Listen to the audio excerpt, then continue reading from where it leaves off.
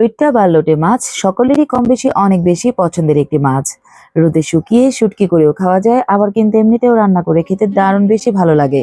এই মাছে রয়েছে ওমেগা 3 ফ্যাটি অ্যাসিড, কার্বোহাইড্রেট, চর্বি, প্রোটিন, শক্তি, vitamin D, calcium, phosphorus, iodine, লোহা, পটাশিয়াম এবং সোডিয়াম।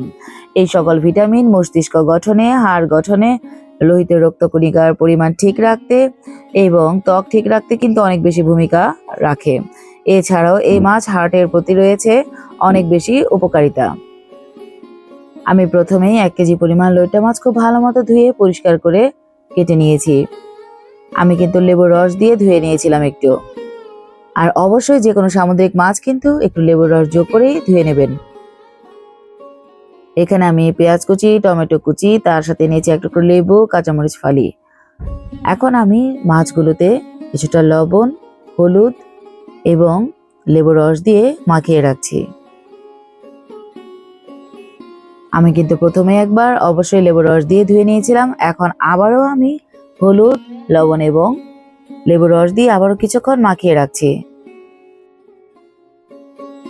10-15 মিনিটের মতো মাখিয়ে রাখার পরে কিন্তু আমি আবারও খুব ভালো মতো মাছটাকে ধুয়ে নেব। চলে যাচ্ছি, একটি প্যান বসিয়েছি, তাতে আমি দিয়ে দিলাম পরিমাণ মতো সর্ষের তেল। আজকে আমি রান্নাটা সর্ষের তেলেই করব। দিয়ে দিচ্ছি কালো জিরের ফোড়ন,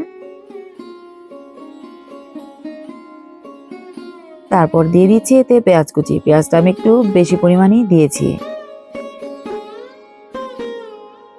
ঠিক আমি যেভাবে সামুদ্রিক মাছ রান্না করে থাকি, যদি আমার প্রসিডিওরটা ফলো করেন তাহলে কিন্তু কখনোই ব্যাড স্মেল আসবে না এবং খেতেও কিন্তু লাগবে দুর্দান্ত স্বাদের। আমি পেঁয়াজটাকে খুব ভালো মতো নেড়েচেড়ে ভেজে নিয়েছি। এতে আমি এখন দিয়ে দিয়েছি একটি তেজপাতা এবং 2 টুকরো দারচিনি। তারপরে আবারও খুব ভালো মতো একটু নেড়ে নিচ্ছি। এরপরে এতে আমি যোগ করে দিয়েছি টমেটো। এখানে আমি 2টো টমেটো কুচি করে নিয়েছি।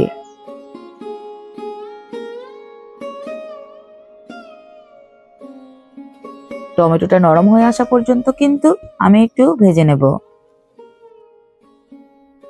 মাছটাকে ধুয়ে নিলাম ভালো মতো।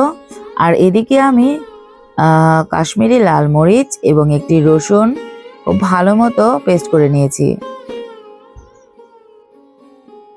এতে আমি দিয়ে দিচ্ছি ধনে গুঁড়ো, দিয়ে দিচ্ছি সামান্য গোলমরিচের গুঁড়ো এবং জিরে গুঁড়ো। এখন সবকিছু খুব ভালো মতো নেড়েচেড়ে ভেজে নিচ্ছি। চোখের কর্নিয়ার স্বাস্থ্য ভালো রাখতেও কিন্তু এই লইট্টা মাছের ভূমিকা অপরিসীম।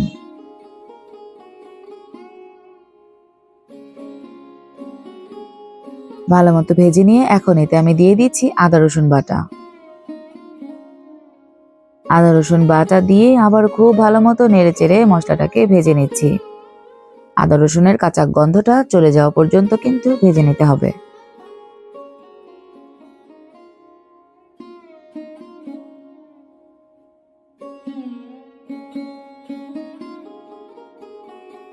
এখন আমি এতে দিয়ে দিচ্ছি সামান্য পরিমাণ পানি। অবশ্যই খেয়াল রাখবেন যেন মশলাটা কোনোভাবেই পুড়ে না যায়।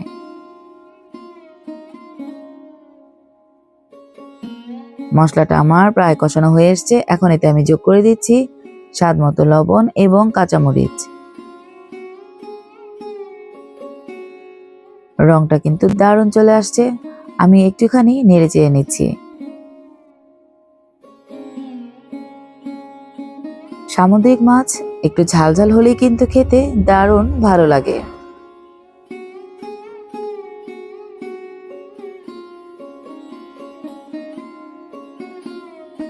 খুব দারুণ একটা রং চলে আসছে। আর সামান্য কিছুক্ষণ নেড়েচেড়ে মশলাটাকে খুব ভালো মতো কষিয়ে নিচ্ছি। এরপর এতে আমি দিয়ে দিচ্ছি ধুয়ে রাখা লইট্টা মাছগুলো। আর এই মাছটা কিন্তু অনেক বেশি নরম হয়ে থাকে, তাই রান্না করতে করতে দেখবেন একদমই ভেঙে গিয়েছে।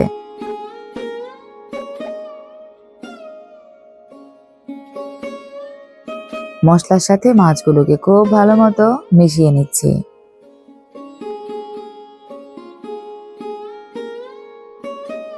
যারা লইট্টা মাছ কাটতে জানেন না বা কাটতে পছন্দ করে না তারা কিন্তু বাজার থেকেও কেটে নিয়ে আসতে পারেন। নেড়ে চেড়ে নিয়ে আমি একটু ঢেকে রাখছি।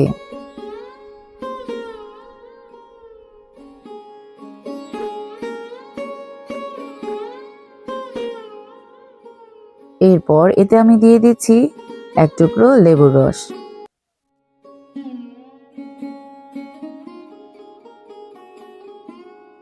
এই লেবুর রসটা এই লইট্টা মাছের কারিটাকে আরো বেশি স্বাদের করে তুলবে এবং ফ্লেভারটাও আসবে অনেক বেশি ভালো। একটু নেড়ে চেড়ে নিয়ে কিন্তু আমি আবারও ঢেকে দিয়েছি।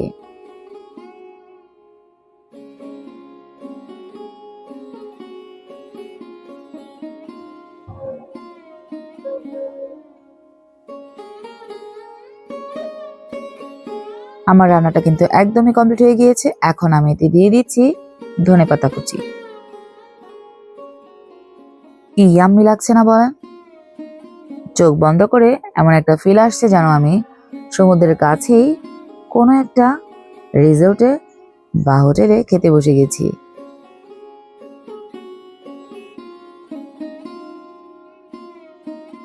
এখন আমি কিন্তু সার্ভ করে দেব। দেখতে পাচ্ছেন মাছগুলো অনেকটাই কিন্তু ভেঙে গিয়েছে। আলহামদুলিল্লাহ অনেক ভালো হয়েছিল, সবাই খুব পছন্দ করেছিল। আশা করছি আমার প্রিয় ভাই বোনেরা আপনাদেরও খুব ভালো লেগেছে। যদি আমার রেসিপিটা ভালো লেগে থাকে অবশ্যই কিন্তু সাবস্ক্রাইবটা করে দিন এবং আমার পাশেই থাকবেন। আমার জন্য কিন্তু অনেক বেশি দোয়া করবেন। আমিও সবার জন্য শুভকামনা রাখি এবং দোয়া করি।